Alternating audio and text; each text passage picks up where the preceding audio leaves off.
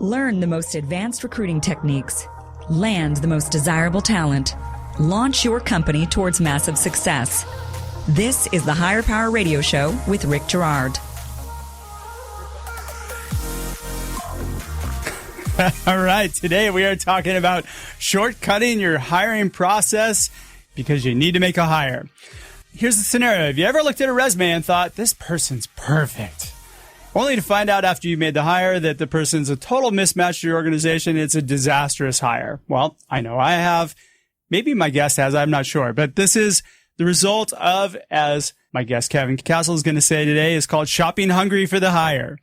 So this is totally avoidable, and by keeping the interview process consistent, regardless of who the person is, where they come from, or what they do, will serve you well in the interview process. So needing to fill a seat is not evidence enough to warrant a hire, and that's what we're going to talk about today. Today's quote, if you take shortcuts, you will get cut short. Any idea who said that, Kevin Castle? Busey. Gary Busey. Guy's crazy as a loon, but that's a great quote, right? All right, I'm Rick Girard, and welcome to the Higher Power Radio Show. Our mission is to help entrepreneurs and hiring managers avoid costly hiring mistakes. We identify a specific problem and provide proven tactical solutions to help your company win the hire. We share insights from top-performing rebel entrepreneurs, disruptors, and industry experts like our guest today, Mr. Kevin Castle. He's the managing partner and co-founder of Technossus here in Orange County. Kevin is responsible for motivating and leading an organization of technology experts who are laser-focused on exceptional client outcomes. I like that. Well written. A highly engaged entrepreneur, Kevin has driven the company's strategy and supported the expansion of Technossus' footprint from one office in Irvine to 3 worldwide. The firm has been recognized 3 times by the Orange County Business Journal as one of the best places to work for, and 4 times by Inc. 5000 as one of the fastest growing companies in America, which makes him the perfect guest for today's show. Kevin, welcome to the Higher Power Radio Show today. Thanks, Rick. Thanks for having me. All right. So we're going to cover the pitfalls of being shopping hungry. I like this term, by the way. I'm going to totally steal it from you. Do it. So how to avoid this and, a process to cure this shopping hungry thing so let's talk about a little bit about this. So what is shopping hungry, Kevin? Right. So I would say, anytime that you're in a situation from an organization perspective where you need a key hire or a key role to be filled and you have a last minute scramble in order to try to find that person, that individual. And so what you end up doing is reaching out and scrambling to try to find them by whatever means possible. Usually you then follow up with shortcutting your interview process and making a hasty decision that maybe your gut's telling you probably shouldn't have. And then you end up pulling the trigger and hiring that person and bringing them on. And it ends up more often than not really working out in the long run. Yeah. So that's what I would consider shopping hungry. And usually when you go into those conversations, you're trying to figure out a way to make the answer yes to bring them on. And usually that's a disservice to both. What do you mean by looking for a reason to say yes? So are you justifying it because of the fact that you need to have the butt in the seat, right? Right. So as an entrepreneur, there's been a number of times over the years where, it's usually a key growth time, like a couple deals came through or some strategic opportunities to scale, and you need to bring in either a new skill set or additional horsepower or somebody else who can help you kind of carry the additional weight that's coming on, and it's usually in positive times. Usually in that situation, you're stuck with trying to figure out a way to get support at the same time making the right decision, and usually you opt for bringing in additional support, going quick through the process, and just figuring out a way to convince yourself to say yes to bring somebody on. As opposed to hiring a contractor, you hire somebody who's full-time who can, you think who has the skills could probably do the work. Right. Using that term shopping hungry, I typically refer to it as just kind of your attitude as you walk into the hiring process itself. As anybody who's gone grocery shopping, I think that's a got it. Okay. indication of bad decision making, right? Got it. And what's indicative of that is really shortcutting the interview process. Mm-hmm. Why is it important not to shortcut the interview process? What's important is when you decide as an organization to follow a series of processes to understand both skill sets, competencies, attitude, and culture fit. It's important that you go through all those checks along the way and make sure that you really are getting to the bottom of, is this person the right fit? Is this where they're going to have their career defining moments kind of as a steward and you're responsible for their career? There's a lot of responsibility that you have both as an entrepreneur, as a boss, and the multiple hats that you wear.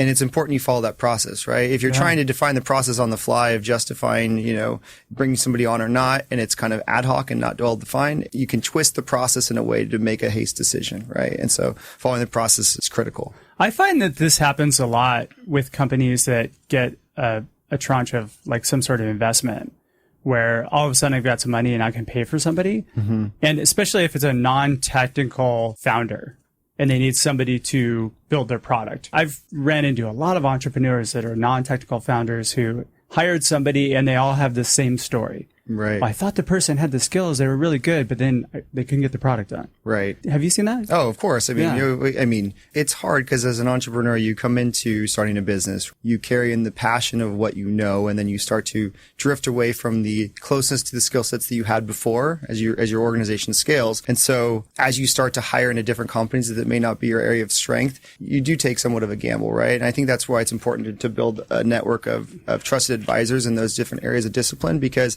those types of mistakes, if you make them, are very costly, both from time and from money. And so it's critical that you get that advisory help in those areas where you may not be strong. So if you're in that example, the entrepreneur who's non-technical background, they should have themselves a couple of folks that they can turn to get advice around vetting technical leaders they're going to be pulling into their organization. And I think it should be at the top of their mind that they should be hiring for cultural fit first, based on how they want to build a company. Right. That should be at the forefront of when you start hiring. How do I want to build this company? How do I want it to look? Right. Because those few first people that you bring on board, they shape your culture along with you. Right. And one bad egg, as we all know, stinks. Yep. Yep. In order to go and really hire for culture and for values that fit your organization, you have to define both your culture and your values for your organization, right? And they have to be honest and sincere. And you have to make sure that it's not just things that make you feel good to say, but things that you live by. And so stating openly into your organization, here's what we stand for and here's what we don't stand for, and incorporating that into the process, it gives everybody a good sense of pattern recognition when somebody new comes in, if they fit or not, right? And I think part of that, it creates an opportunity for you to be really honest with yourself when you bring somebody on, right? That is so true. Yeah. Amen, brother. Yeah, I find that some companies are delusional about what they think their culture is. I've walked into CEOs' offices where they have like on the wall behind their desk, trust, collaboration, and all these like great words that are all the hot words for today. And then you walk through their office and you're like, that's nothing like what your culture is. And then you ask the people within the organization what their culture is, and you'll get all kind, like a hodgepodge of different answers. And being honest with yourself is key here. Mm-hmm. Know who you are. If you're an asshole, then you should build your company with a bunch of other assholes. Right? Like, or at least tell people that they might be working for one. Yeah, and if people are exactly. okay with it, then they're on board, right? Exactly. Yeah. Be transparent about it. Right, right. All right, own it. So you're listening to the Higher Power Radio Show. I'm Rick Girard, and for our podcast listeners, we're going to take a quick educational moment from our sponsors. Find out how healing a person's pain points attracts amazing people to your company. Sign up for our passive talent workshops at stridesearch.com. Today, our guest is Kevin Castle. Kevin is the managing partner and co-founder of Technossus here in Orange County. And we are talking about shortcutting your interview process and not shortcutting your interview process to make for effective hires.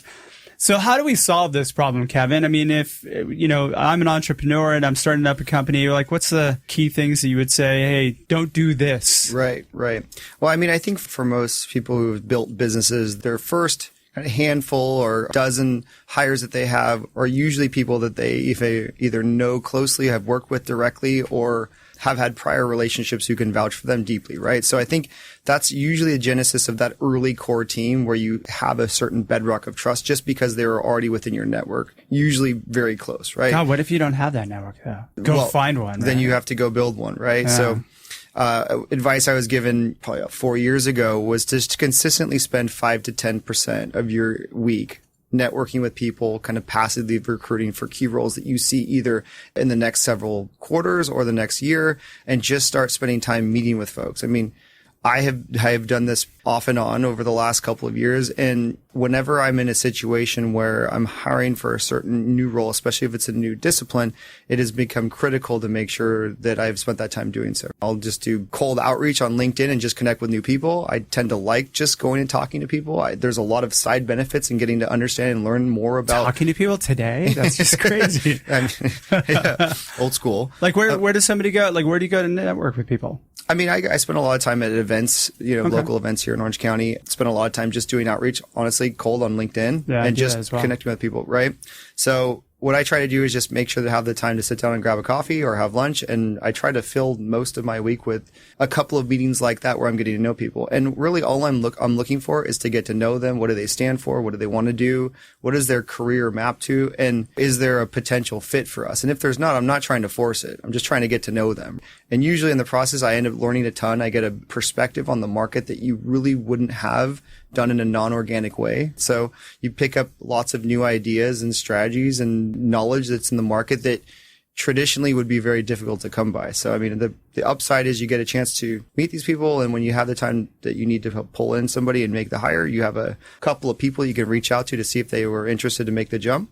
The other side is you also pick up some knowledge in the market and understand where things are at and where you're positioned as well. Networking and getting out and meeting people is critical because a lot of those people that may not be the best people right now for you might be really good referral sources or even people you pass on. If you give them a good experience and you treat them like a human, they'll refer people to you. Right. God, I hear everybody complain about ghosting and companies are complaining about candidates ghosting, but it's kind of payback now, right? Because companies ghost people all the time. Right, right. So when you give somebody that bad taste in their mouth, they're not going to refer people to you. Right. So networking is number one. 5 to 10% of your time, guys, is not a lot of time to get out and just meet somebody. Right. That's what, one networking meeting in a week? Yep. Yeah, it's not too much. All right. If you're in Orange County, where would you go? Technossus hosts a number of events at our office, right? Well, there you go. So, I mean, that makes it a little bit easy to walk outside of my office.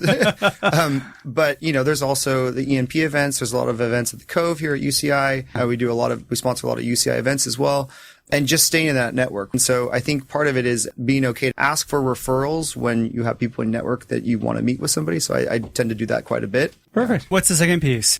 One of the important factors when interviewing somebody and considering bringing them in, I have suffered from this in the past where a person has all the skills that appear to be needed. Everybody else has met them and appears to say absolute thumbs up, let's bring them on. But something in your gut's telling you that it's just not clicking. And situations I've gone with looking at the facts and data and not really gone with the gut check. I've been burned in the past. Usually, we all have. It's hard because it's a non-quantifiable thing when you start to understand.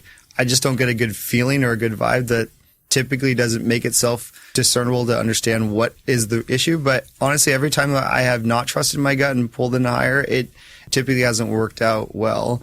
And it usually starts off on bad footing, right? If you're feeling hesitant, you make a hire in the early couple of weeks and they come in and it's not starting off as quick as you would like, you just tend to be more skeptical along the way. And it's just not fair. I hate to use this analogy, but we've had other guests that have brought this up. It's kind of like dating, right? Like, whether or not you want to date somebody. You should know whether or not you want to work with somebody. Right. I mean, using data is great, but you have to do that gut check for sure. There's something going on there that your subconscious is picking up that your conscious needs to listen to. For sure. And it's probably bidirectional, right? If you're an entrepreneur who's built a business, my guess is you have a personality that more often than not people either gravitate you or gravitate away from you, right? So chances are if it's not clicking on your side, it's not clicking on their side. And why would somebody want to work for somebody that they're not really clicking with as well? And so to me, I look at it as it's a service on both sides. Well, you also have to make sure that you're doing best by that person. Right. I mean, hiring somebody to do work for you, like to get a job done, that's called a contractor. That's a totally different thing than hiring a full-time employee. Right. When you're hiring a full-time employee, you're buying in the culture and everything else, and you got to make sure to help them to further their career. That's a lot more responsibility. It is a lot of responsibility. Okay, so trust your gut. I have had an incident before. We hired somebody who was amazing, had all the numbers, like this person was really, really good, but just rubbed everybody in the office the wrong way. And it was really hard for me to break away from that person because of the fact that production was so good from that individual. But we were a team-based environment. There was no team play work. What was interesting learning thing for me, or an aha moment for me, the month that person left, our production shot up like 300%. Huh. Everybody was dancing around the office because that person had left. And all of a sudden, just everybody got super serious. They pulled together as a team and collaboration went up. And so I learned a very, very big lesson from that. Trust your gut, guys. What's the next piece? I come in to approach bringing people into our organization very seriously, right? So you're playing a part of their lives. I feel very privileged to have the opportunity to have the people that work at Technossus spend as much time as they get to spend with us versus their families. And so we carry that with a lot of responsibility. I think one of the harder things that happens is when you have somebody who is beloved by all and not performing. And I think that's one of the more challenging things to deal with. God, that's a tough one. It's a really tough one, especially when it's a business that you've built. The culture is very close and supportive and collaborative. Then it becomes increasingly difficult. That was one of the other things that I feel like needs to be called out as an ongoing challenge that entrepreneurs face. One of the things that we've enacted as a solution around this is we've built in performance boards metrics at all levels so that everybody understands both on the upfront, what is the metrics that they're driving for to make an impact in that role in the organization, and where are they at the end of every quarter to understand their success criteria. Do you build those into your job descriptions? We don't build it in our job descriptions, right? Some roles will have it as part of the offer, but the JDs themselves don't contain that. You know what I found works really good is that you build a success metrics for 90 days. Here's what you're expected to do 90 days. That 90-day period is pretty critical. So if you set performance metrics for those 90 days, what ends up happening is it becomes a very easy you stay or go type thing after 90 days. Right. We have it on a 90-day cycle, but ongoing on a year. But for most roles that we have bring in, the ramp is defined for that particular role. But I think the important part of it is to have performance-based metrics for all roles so that you can understand. Because it's hard to understand where if somebody's not in their particular area, how do you have a course-correcting conversations when everybody is saying that this person's amazing, right? That's a difficult thing to insert yourself in and try to fix or modify. When you have somebody who's underperforming, maybe somebody who was a high performer and then they started underperforming, probably failed as a manager in the past or as a leader in the past by trying to work with them, but then eventually they've had to leave. God, have you ever had a turnaround situation like that where you've been able to pull them back? Pull them back, underperform, and then turn back around? I'm sure there are situations. Yeah. I can't think anything off the top of my head. That's a tough one. It's tough. Once somebody's made up their mind, I mean, they're checked out. One of my old managers used to say, and I don't know if I ever really bought into it, but once you start thinking that you should get rid of somebody, you should just get rid of them. That's kind of that old school, our producer Paul's mentality back in the day. If you're out, you're out.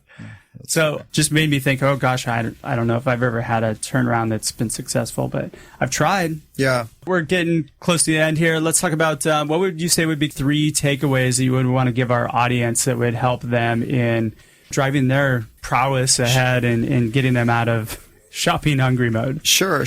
I mean, I would say passive recruiting, always trying to meet with people that can expand your network, spend some time out of your business, kind of meeting with folks.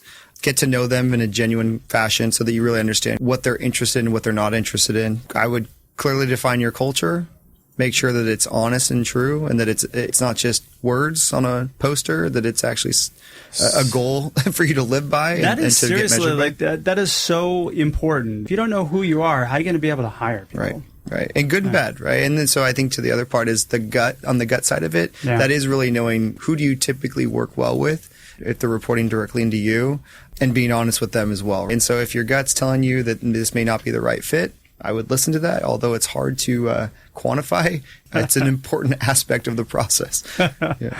Exactly. Well, Kevin, man, we're just about out of time. Thanks so much for your time investment today, and I want to welcome you to the Higher Power Radio community. Now, what would be the best way for members of our community to find you, your company, get a hold of you, all that good stuff? Sure. My email is kevin.castle@technossus.com. Okay. So if anybody's interested. Spell out Technossus. TECHNOSSUS.com. Perfect. So yeah, if anybody has any comments, questions, or anything, they can follow up with me there. And you guys are hiring right now? We're hiring for a couple of roles right now, yeah. If you want, I'll give you a plug. What are you looking for? I know some people. We are always looking for senior technologists in the organization. So I think most of the positions that are open right now are senior technology roles. Architect level, consultant level. All right, guys. Yep. Get your resumes warmed up. Send them over to Kevin. All right. I want to thank our listening audience for tuning into this week's episode of Higher Power. Quick thanks to our team, our engineer, Paul Roberts, our producers, Andrea Ballin, Shanti Ryle, and our creative director, Ayla Gerard. If you're listening to the podcast, please subscribe, review, and share. We're listening and we welcome your feedback. After all, this show is for you. You can join the Higher Power Radio community at Higher, that's Hire, Power, Power, radio, radio.com. Or you can drop me an email at rick@stridesearch.com to learn about our passive talent webinars and workshops. Tune in next week. Our guest is going to be Brian Erickson. Brian is the Vice President of Strategy and Solutions for Vidori. I am your host, Rick Gerard, and you have been listening to the Higher Power Radio Show. Aloha. Thank you for listening to Higher Power with Rick Gerard on OC Talk Radio.